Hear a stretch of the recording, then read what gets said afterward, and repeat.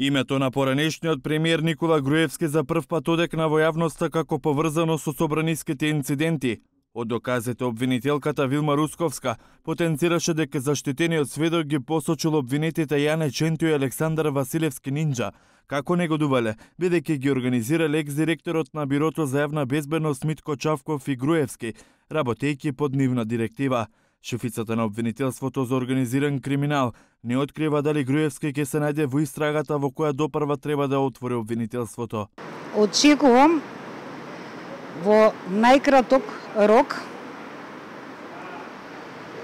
да се донесе наредба за спроведување на истрага и за организаторите. А кои ќе бидат тие, ќе видите кои ќе изготвиме наредбата. Сепак сметам дека треба да се стрпите, да се донесе наредба за истрага.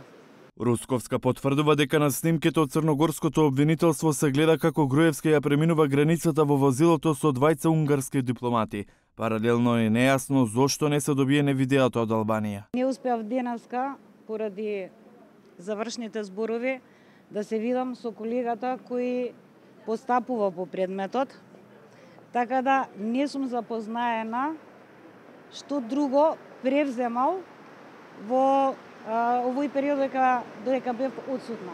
И дали и што има нешто ново. Само сакам на јавноста да и потенцирам дека меѓународна правна помош од Република Албанија е побарана во исто време кога е побарана и меѓународната правна помош од Република Црна Гора.